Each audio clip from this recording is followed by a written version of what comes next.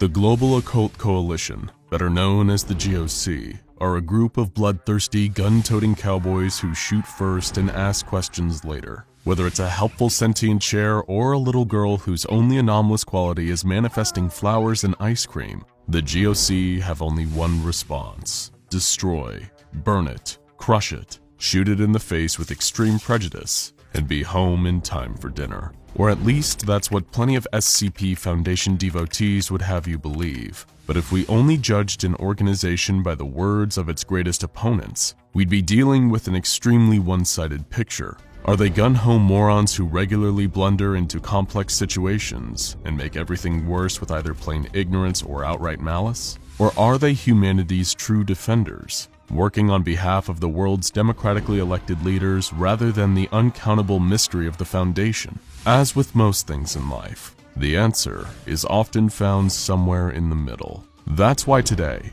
we're going to take a closer look at the United Nations' answer to the anomalous threats that inhabit our world. Who are they? What do they believe? And what are some of their greatest victories and failures? The inception of what we now know as the Global Occult Coalition began during the Seventh Occult War, which occurred during World War II. The Nazi SS Achnerbe and the Titelgesellschaft attempted to complete a ritual known as the Rite of Solomon, which would have given them terrifying supernatural power. This was the first time that a number of world governments understood the true scope of the paranormal threat out there, and after the war concluded, with many dead, they wanted to make sure this could never happen again. Of course, the SCP Foundation works in cooperation with all world governments, but ultimately they still have autonomy, and no one nation could ever shoulder the responsibility of protecting all of humanity either, lest nationalism and self-interest get in the way of the mission. The United Nations needed their own organization that was completely accountable to them and them alone in order to protect themselves from paranormal threats, or parathreats, and thus the Global Occult Coalition was born. As the coalition part of the name suggests, the GOC is an umbrella term for 108 different paranormal organizations, all gathered under the shared goal of protecting humanity from parathreats and fostering continued positive relationships between paranormal groups. Its member groups include, but are in no way limited to, the Bavarian Illuminati, the International Center for the Study of Unified Thaumatology, the Reformed Holy Order of the Knights Templar, Servants of the Silicon Nornir, the United Church of Satan Science Division, the World Para-Health Organization, and the Universalist Order of the Airseer. Yeah, it's a lot to take in, but don't worry, there won't be a quiz later. These groups and many more unite under the Global Occult Coalition's five-fold mission.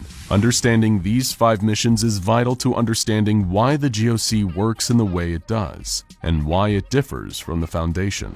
Mission 1: Survival. This is the primary directive of the GOC, ensuring the survival of humanity in the face of parathreats. Mission 2: Concealment. Much like the Foundation, the GOC seeks to conceal knowledge of parathreats from the public that could cause mass panic or loss of life. Mission 3: Protection. In an interesting departure from the somewhat colder Foundation perspective, the GOC also prizes the safety of individual humans, including its own personnel. Mission 4: Destruction. This mission is perhaps the biggest difference between the GOC and the Foundation, and is often what defines them in the public eye. The GOC considers the very existence of parathreats to be a danger to the survival of humanity, so no risks are taken to ensure their survival. And finally, Mission 5: Education. The GOC seeks to expand their knowledge base in regards to the parathreats they face across the globe. Clearly, the Global Occult Coalition knows where they stand. Many have positioned the GOC as villains to the Foundation's more level-headed approach, but arguments could also be made in the GOC's favor when it comes to killing off rather than studying anomalies. The number of deaths caused in containment breaches of parathreats that could have been executed immediately after being captured is one persuasive argument, as is the continued potential threat of parathreats currently sitting in containment. And while the GOC has been called inhumane for its desire to murder parathreats, ask any member of D-Class personnel whether the SCP Foundation is a more ethical organization in comparison. While the Foundation are generally far more considerate with anomalies than the GOC, their attitude towards their human cannon fodder is just as cold. Of course, we're not saying either organization is right or wrong in this instance. more that it's a nuanced issue that's difficult to look at in terms of morality. Later, we'll take a look at two of the most famous case studies to see how the GOC's methodology plays out on the field. But first, let's take a look at how the actual organization is structured. At the top of the tower is the Council of the 108. Much like the United Nations, this council is made up of representatives from each of the 108 member organizations of the GOC.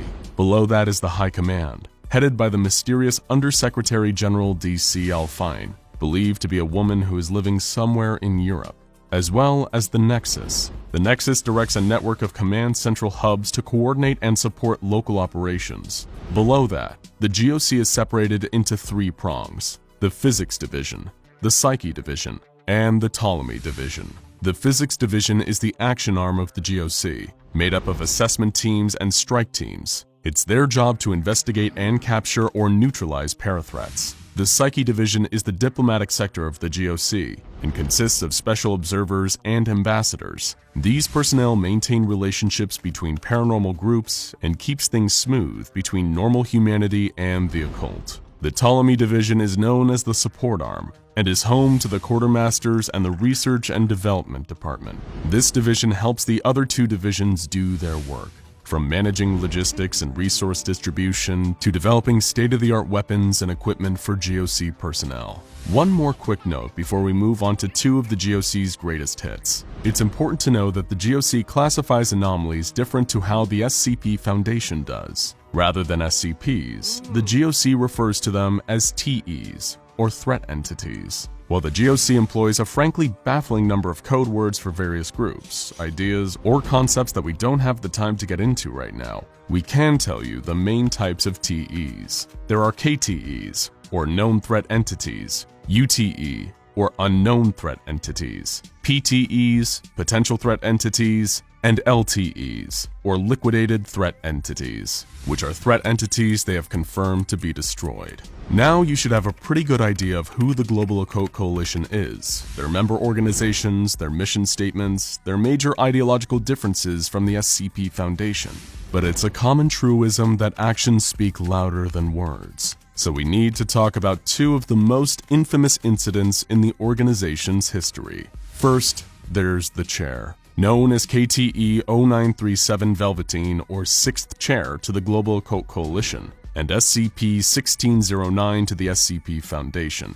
This is an incident that the Foundation and Foundation supporters love to cite when criticizing the GOC. From their telling, 1609 was an innocent, if a little spooky-looking chair with a harmless, anomalous property. It teleports behind people who want to sit down. In spite of how helpful and benign this is, the Global Occult Coalition did what they always do and decided to neutralize it by forcing it into a wood chipper. However, this didn't actually kill the chair. It merely transformed it into a collection of sentient wood chips with an understandable chip on its shoulder. Now, when angered, typically by mentions of things related to the GOC or by the sound of motors running, these chips teleport into people's lungs, causing fatal organ damage. Surely this shows that the GOC are a bunch of haphazard idiots. They transformed a harmless anomaly into a killer. Well, it's not that simple. According to their own telling of the incident with the 6th chair, it was exactly that.